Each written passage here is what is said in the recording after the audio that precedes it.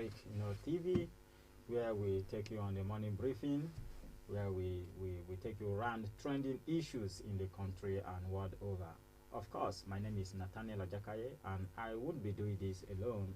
Here with me, we have Mustafa Abdul Malik is my name. Okay, Good morning, everyone. Mustafa Abdul Malik, you are welcome. Good morning. It's good to have you on Aspheric TV for the morning briefing. It's nice having me too. Oh, welcome. Okay, quickly we take our newspaper front page. Let's go on and look at the Daily Trust. What we have there is airfare may rise as new aviation handling rate begins January 1st. Nigeria in war situation, says PDP. 2023 Tinubu Obasanjo camps intensify campaigns. Electoral bill. Buharis snubs National Assembly. Decline assent. President succumb to pressure from governors. Malami says. All right, still on the Daily Trust, we have bandit kill 38 villagers in Kaduna and caught jails police inspector 5 years for fraud. Okay, quickly we move to the Guardian newspaper, where on the front page we have Yetai demands speculates airfares by 200% amid has disruption delay, and economic tickets sales at 100,000 naira average. Consumer satisfaction tumbles as travelers suffer without protection. Then still on the Guardian newspaper, we have electoral bill, governors, National Assembly in last supremacy battle. You are insensitive to killings, PDP tells FG APC. Still on the Guardian front page, we have bandit kills over 38 persons, destroy properties in 3 Kaduna villages. And we have NUJ, NGE warns politicians against destructive politics ahead of 2023. We move quickly to this day newspaper, where we have on deadline, Buhari failed to reject electoral act amendment bill. Hope now is for him to sign, since by law he failed to communicate rejection. Governor Malami and APC made their view on that. And then still on the Daily Trust, we have, okay, let's move quickly to the Punch. On the Punch front page, we have COVID-19. FG issues travel advice. Lagos vow clamp down as infection SARS. Fleeing Iran inbound travelers will be charged to court. Commissioner vows. Avoid non-essential international national travel while we study Omicron, NCDC. 845 travelers test positive in 7 days. Kano plan to vaccinate 50 million residents. Still on the front page of Punch, we have death toll in Kaduna. Fresh bandit attack rises to 38, others missing. Police go after woman for buying newborn for 50,000 naira, couple arrested, which could be found on page 4 of the Punch. And then we have Togo, Benin, Niger paid nothing for Nigeria power supply, says NEC. And then we move quickly to the Daily Independent, where we have we are in a war situation in Nigeria, IUPDP chairman. Also 2022 Aregbesola loyalist vow to unseat Governor Ayetola. Still on the front page of the Daily Independent, we have expert warn FG against increasing taxes tariff in 2022. Say it will hurt businesses, increase unemployment. Ask FG to widen tax nets to capture on tax endeavors. 2023 VON DG urged Tinubu to shift presidential ambition. APC caretaker committee meets today, may shift convention date. Grand handling companies sign fact spare out sanction for warriors. Stop persecuting prominent Niger Deltans, Pandef tells EFCC. Still on the front page of the Daily Independent, we have police arrest 11 kidnappers in Taraba, recovers 7 AK-47 rifle, 121 live ammunition orders. Death toll in Kaduna, bandit attack rises to 38. These are some of the major headlines that we shall be looking at when we come back from the short break.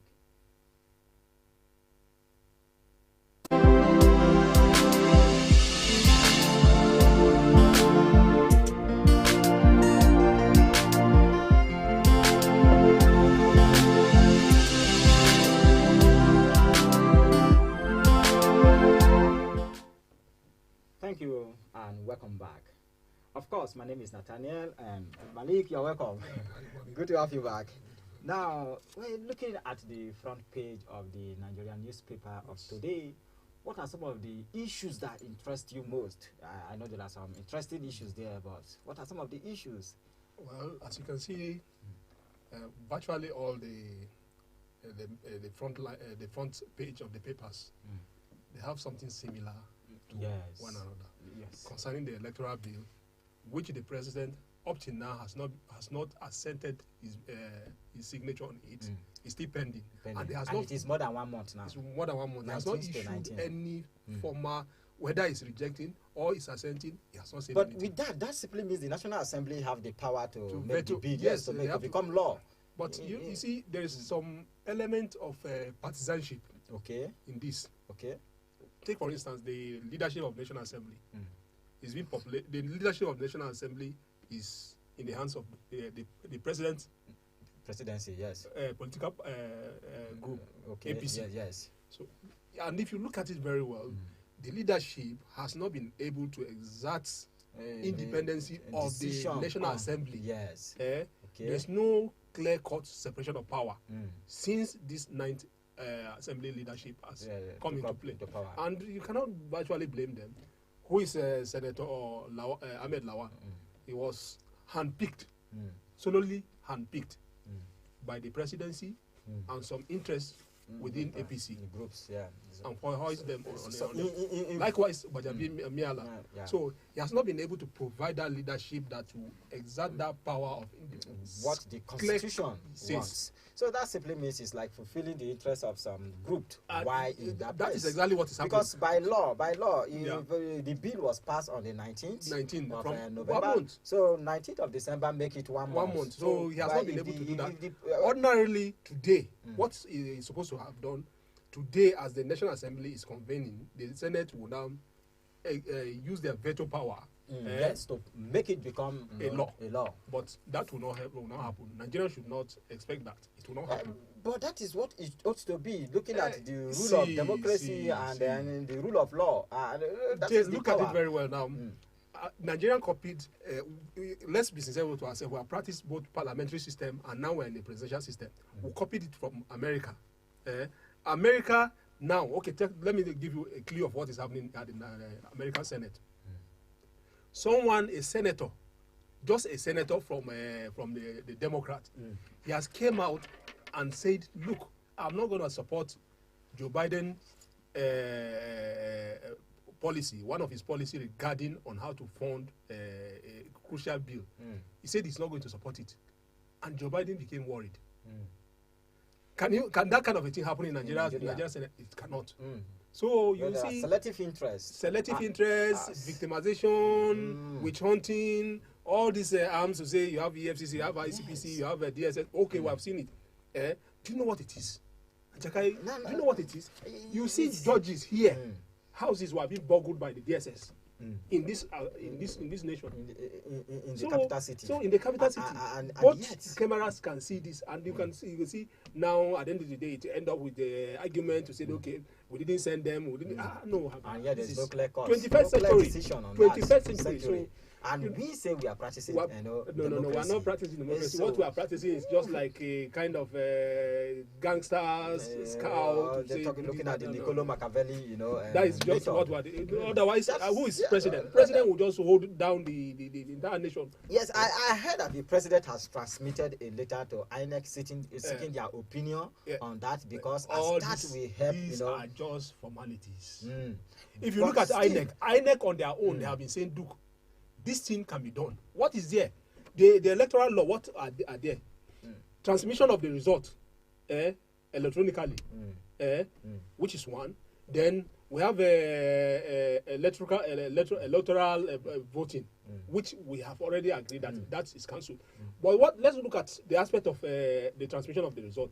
As they are voting here at this polling station, to say, okay, let's assume that Aspheric TV is a polling unit. As the votes are being counted here, other agents here are saying, okay, certified, this is what is being we got here. Your party get this, the party B get this, get that. Immediately it's being transmitted electronically to the INEC server. Yes. That is what it means. So, but when you see a president holding back, forget about the National Assembly. What they are trying to plan to do is rigging.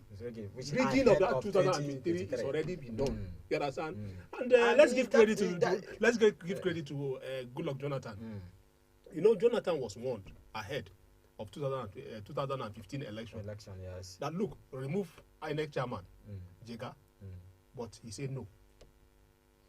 Because of what? Because he doesn't want anything interference in the process. And fair process. But when you look at the body language of Buhari, you could see that he himself is like supervising rigging. Yes. So because you see that even Jega, as at that last week, he came out and said that yes, that some judges are being made, electoral, panel, members just to rule in favor of those who bid high.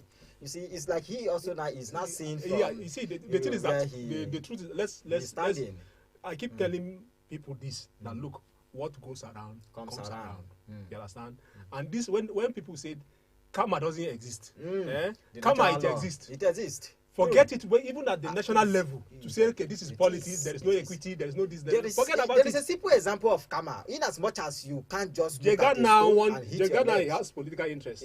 Okay. But some of those things that he supervised, he ensured that now those things work out for him. But now he cannot see from his own point of view. So that is one thing you talk about karma. There's people don't believe that there is this natural law. See, the natural law is one and the same thing everywhere you go. It will never change here in Nigeria or in America. It gives you one and the same law.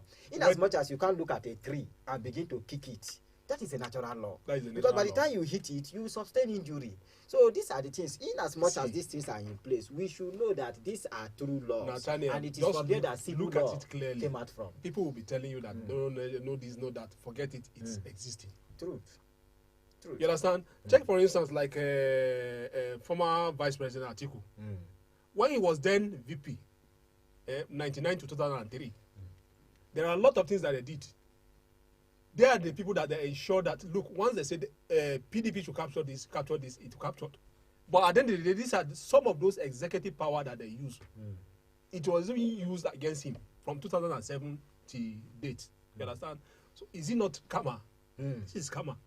So forget about it. Let's coming down to the other issues that brings me down here. Quickly, it is the president, that is Muhammadu Buhari, who condemned the gruesome killing in Kaduna State. There has been a lot of killings. The military will tell us that they have conquered the Boko Haram.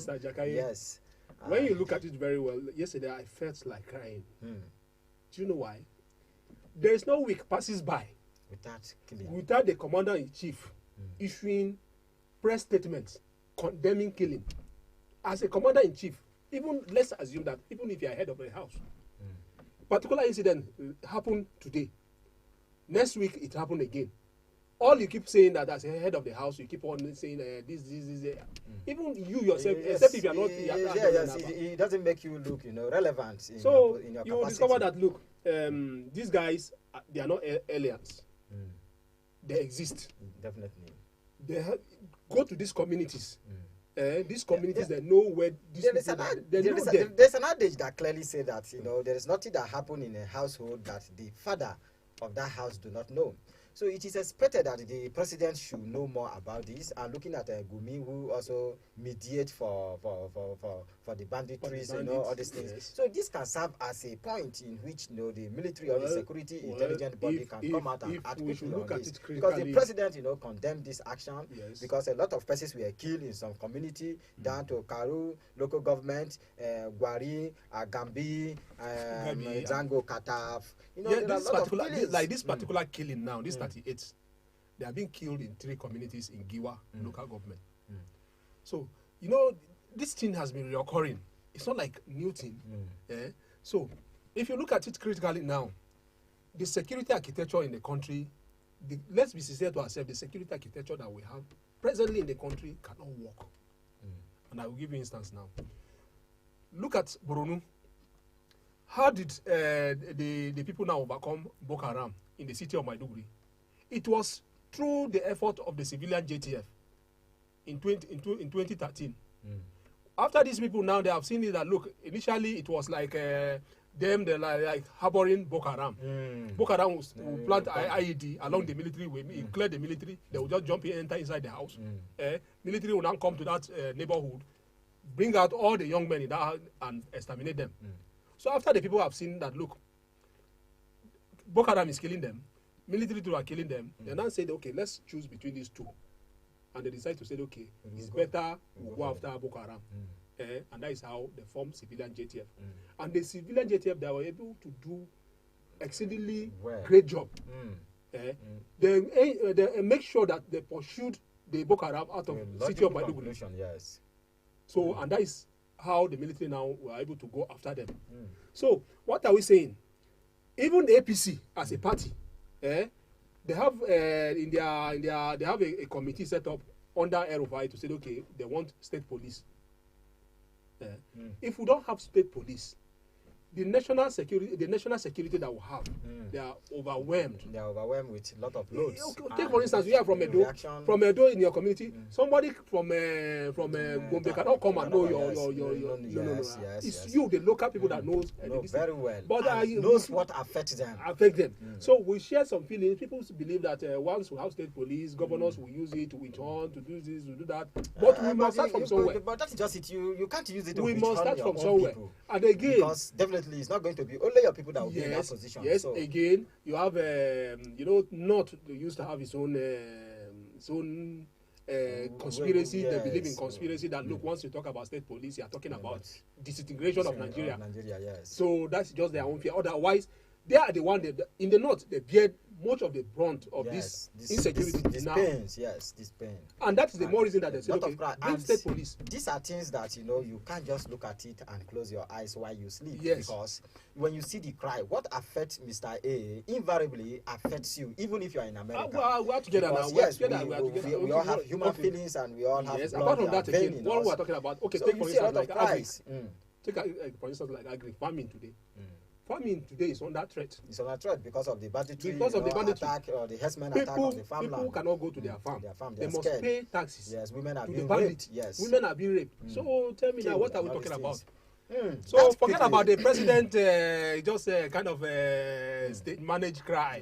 As a president, every week you issue a condemn press statement condemning, which is not which is not appropriate now. Okay, which is not. It shows a failure, completely failure of the system. It's just on a technical ground. So I think there are a lot you can do to this to salvage the whole situation. Because I was going through my social media handle and I saw a woman crying. Not is crying. And the president is sleeping. It's quite unfortunate that this is happening where the president is coming out from. Let's be sincere. Even where the Katsina state, the home state of the Mr. President, today now Katsina has never had history of IDP. They have never, but today Katsina has IDP camps. So don't forget that some Nigerians from those northwest. They are now IDPs in the Niger Republic. What failure could be more than this? This is a complete leadership failure. Let's accept it that there's part of Mr. President. And you have all the institutions you know you can employ to tackle this. Yes. Because you whenever you look at these issues, you just find it very difficult to say that you are from this country and these things are happening. You feel bad. Yes, you feel so bad. And these are the reasons why some of the youths are running out of the country. That quickly brings me to the next topic, which say that gunmen killed 2 policemen, burned vehicle in Anambra State. In Idemili, Obosi, in Idemili, Obosi, it was recorded that in the Onitsha side that some gun came to that checkpoint, wiped the police, and they start shooting, and two policemen were recorded to be dead in the situation. They were so much run, and it's just unfortunate that people are not seeing this in the way we are seeing it. We have a region. We have a geographical region which has been very peaceful until now. Today we are hearing about gunmen, unknown gunmen here and there. Police and the authority they are accusing IPOB. IPOB, they are saying no, we are not behind it. So you see a lot of things now that is ongoing in that. Just like this really issue of insecurity is becoming a serious business, and a lot of lives are being lost. Both the military, that were involved, or the security personnel that are involved. Some they lost their life as a price they pay to. And these are people that they have families. Yes, and these are people who set out to return back home, and yet all these things are coming back. And there are a lot of things involved. You see somebody that lost his wife, their breadwinner, but the gratuity to be paid to the wife, it will take years. Mr. Abdul Malik, what do you think is the implication of all these issues, these attacks on the country? What is the implication? See, the fact is that we are failing to accept that we're in a dilemma, and the solution to this dilemma is nothing but restructuring. People have been calling for restructuring. Some other people, they see it differently. Look, when we restructure, so that is the country we separate. Okay, take for instance like Southeast. How did we get here? The people are crying that they are being marginalized.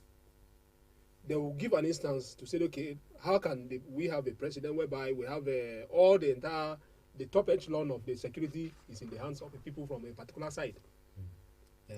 And let's not beat around the bush. We have 3 dominant people in Nigeria, 3 dominant groups in Nigeria, and these people, right from the conception of the colonial era, they have been fighting each other. Once there's an issue of saying, okay, you're trying to sideline me, it will become a problem. So there are a kind of a squabble between them, squabble over dominance. Take, for instance, back to 1951 at the Ibadan conference, when the delegate was shared equally among these three regions. Not kicked against it. Say, look, how can you give us 33 seats? That's to tell you how this thing is so important. Issue of representation is very important. You cannot. Come on, let's be sincere to ourselves. We are in federalism. If any region is shortchanged, that region will cry it out. Southeast today, they are crying out to say, okay, since inception of the current president in 2015, we have been subjugated. So what it requires is the balance of. Yes. So then you see Southeast has only 5 states. Other have 6. Northwest has 7. So there's no equity there. So what is required to come out of this thing is nothing but dialogue. It's better to draw than to go on war. That is just it. Because so, but as you are seeing now, we are moving, we are sliding. Nobody believed that. A lot of persons complained during the time the president was making his appointment. So it's just one-sided. Yes. And see, there is a need when we talk about criticism, and because there are healthy criticism or constructive criticism that enable a state or a person to grow.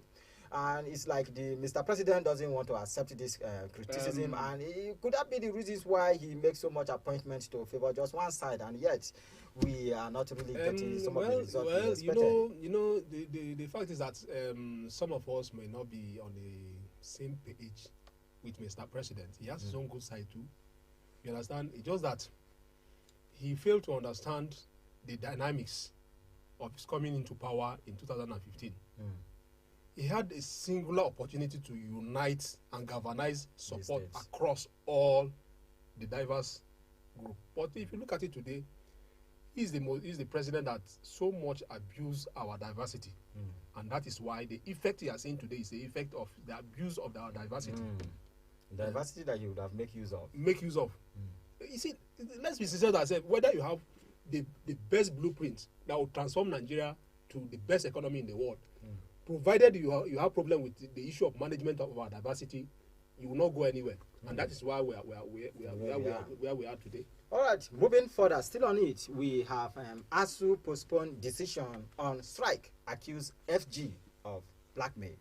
The Academic Staff Union of University has postponed its decision on strike, saying that consultations are still ongoing. Recall that the ASUU has sent out a warning note that within 24 hours that they will be on strike, and yet they are making consultations.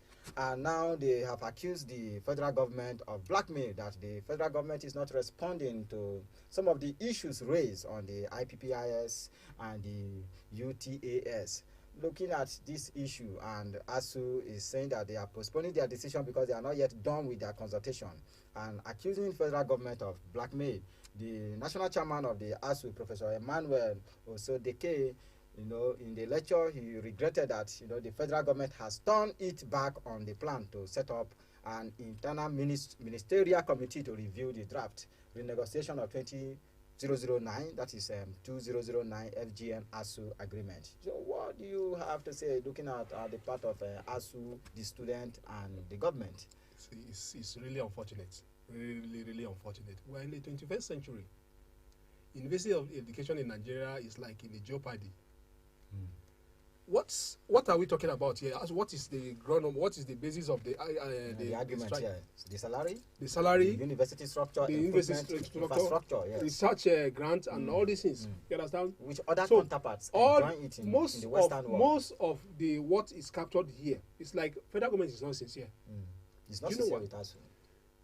The ASUU is not asking for new thing. What ASUU is asking for is implementation of already existing, formulas that federal government entered in 2019 before they call off the strike. Implement this, and federal government is dragging its feet on the implementation. Then you come to the issue of IPPIS. Yes. You see, it's not only related to the university lecturers, even some other aspects, even in police. You see a policeman that they'll be crying that their money have been deduction. Instead of federal government to address this issue, what is the cause of this deduction? Is it not corruption? If you are deducting somebody's monthly salary, you should be able to communicate appropriately to the person to say, look, we are deducting this from you based on this. We are taking this from you based on this, but they are not communicating.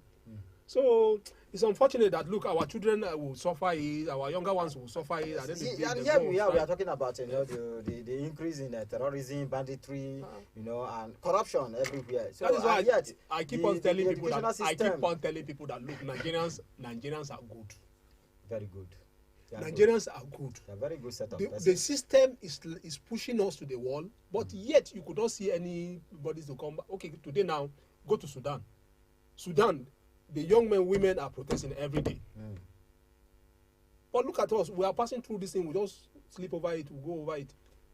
If ASUU should go on this strike, embark on this strike, which government will not do anything, they will embark on this strike. So we're in a problem. That simply means the government need to act on this, because ASUU as an academic grant that is set to bring out the standard of teaching and learning in the state or in not the country. Even not only teaching.